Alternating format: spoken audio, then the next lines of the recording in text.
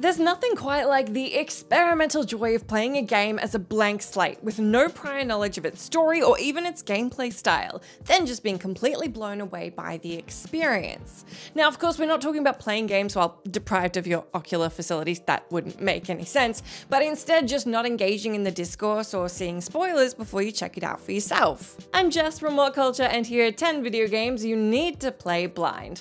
Number 10, Subnautica. Subnautica is rather aptly a game about both the beauty and the terror of the unknown. And to that end, it's absolutely an experience that benefits from quite literally diving in with little prior knowledge. Given the title, it's not exactly a spoiler to say the game is primarily set underwater. And for all the many open world games out there which serve up vast explorable worlds, precious few have done the same for the ocean. It's a game that just throws the player into its world and lets them figure things out for themselves. And so, if you've remained spoiler pure for the 6 years since it came out, you've got a wealth of discovery in store. Oh, and if you somehow need any further enticement, it's also got some of the most astonishingly beautiful water you'll ever see in a video game. Though in the interest of fairness, those suffering from, and give me a second here, thalassophobia, that is a fear of deep bodies of water, which I absolutely have, you might want to give Subnautica a bit of a wide berth. But if you can deal with it, you'll have a wonderful time if you haven't had the pleasure already. Number 9, Immortality.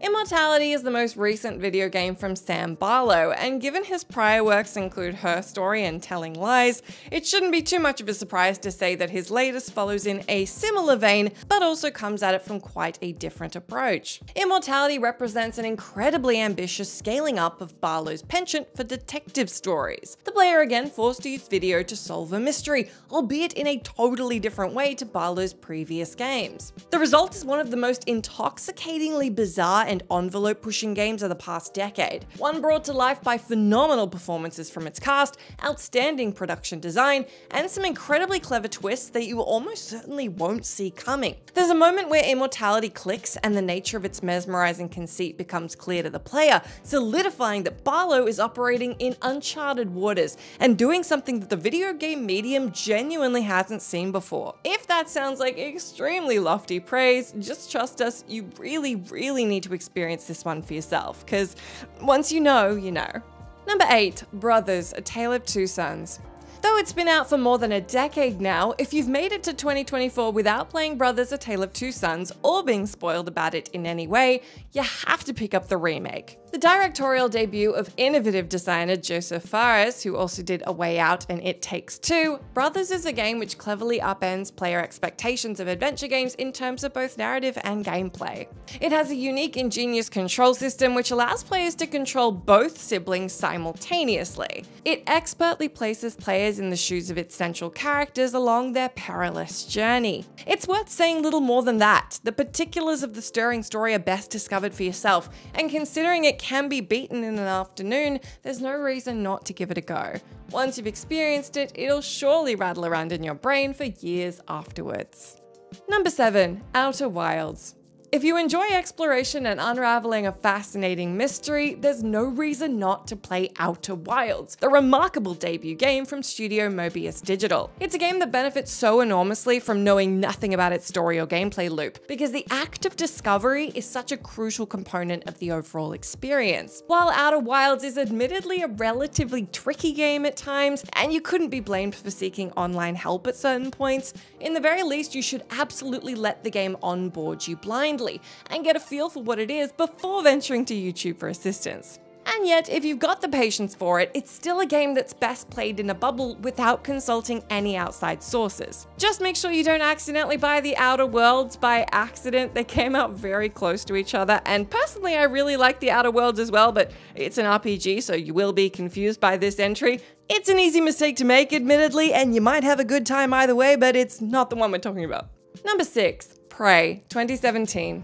The only specific thing we'll say about 2017's Prey is that no, it is not a sequel to 2006's cult classic sci-fi FPS of the same name, but rather an entirely standalone experience operating within a superficially similar wheelhouse. Bethesda and developer Arcane Austin certainly did a fine job of keeping players in the dark about what this game really is until it came out. For though the broad sci-fi shenanigans seem pretty typical for the genre, there's a lot more percolating under the surface. It's a game which continually surprises the player with unexpected revelations and gameplay shifts. And while its influences will quickly become clear to fans of the genre, Arcane also do plenty of things that distinguish their project. Sadly, Bethesda's willfully vague marketing campaign didn't help the game commercially at all, as it massively underperformed at retail, even if time has certainly been kind to it, and it's still held up today as a major achievement in the genre. Number 5. Bugsnax. Bugsnax had a rather unassuming arrival back in November 2020 as a PS5 launch title, and though the marketing implied this adorable adventure game to be a pretty undemanding, low-calorie affair, developers Young Horses, who also did Octodad Dadliest Catch, ultimately had other ideas. To call Bugsnax a massively surprising game is quite the epic understatement, because there's far more going on here than its cute veneer would have you think. And even if the colourful art style and collectathon gameplay loop don't appear to be your jam, rest assured that it belies what Bugsnax is really about. And that's as much as you should probably know going in. Yes, we're being coy here, but isn't that the point of this entire list? Bugsnax has such interesting and daring unexpected sights in store for the player that to even hint at what they might be would do the whole experience a disservice. You'll thank yourself later for playing it this way. Number 4. Inside. The only thing you need to know about Inside, and only as an incentive to actually play the damn thing, is that it's developed by Playdead, the incredible team behind 2010's masterful indie platformer Limbo. Inside represents an artistic evolution of that game's gorgeous style and mood, once again playing the particulars of its story vague for the most part, while engrossing the player in a richly immersive, beautifully rendered, and yet undeniably oppressive world. It's another example of a game which has both delights and horrors in store for the player, which they absolutely won't see coming. Assuming said sides haven't been spoiled for them, of course. And so going in with as little knowledge as possible, if you can, is absolutely the way to play Inside for maximum visceral impact. And while you're at it, the same applies to Limbo too. Hell, both games can be beaten back to back over the course of a day, assuming you don't get stuck, so why not make it a double feature? Number 3. What Remains of Edith Finch. Giant Sparrow's follow-up to their acclaimed adventure game, The Unfinished Swan, is, like their debut, a title that avoids easy characterization, offering a unique spin on a seemingly familiar genre, and in turn offering up one of the most unforgettable video game stories ever told. Yes, What Remains of Edith Finch is a walking simulator, if you want to call it that, albeit one that goes above and beyond what the reductive label might suggest. An ambitious multi-strand tale centered around its embattled title character, the game fluidly skirts from one genre and style of play to the next, amid its anthology of fascinating stories, each utterly entwined with the rest and leading towards a mesmerizing payoff that you won't forget.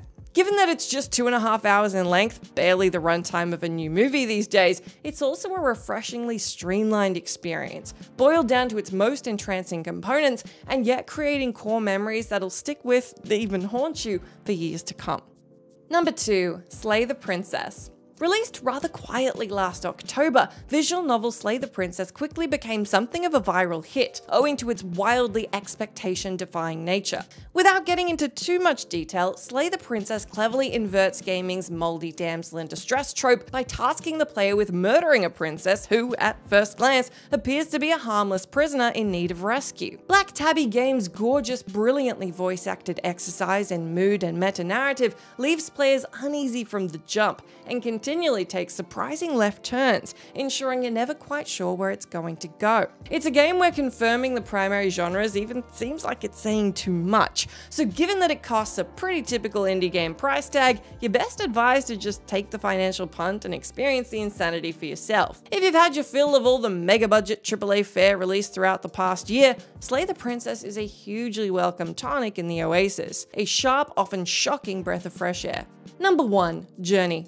Journey is admittedly a game so legendary at this point, releasing as it did at the inflection point of the indie gaming boom in 2012, that it's probably pretty tough to know nothing about it if you somehow didn't play it yet. That said, if you have managed to avoid reading or seeing much about Journey, that game company's mesmerizing bite-sized adventure is a nourishing treat for the mind, body, and soul. Visually stunning, beautifully scored by Austin Wintory, and touting laid-back yet transfixing gameplay with a majority neat community-based hook, it's a game that's aged like fine wine in the decade plus since its original release. Though it lasts just 2 hours, ensuring you've got no excuse not to play it, it's such a seminal indie game experience that it'll surely leave a deep impression on your psyche, creating memories that'll stick with you for years and years later.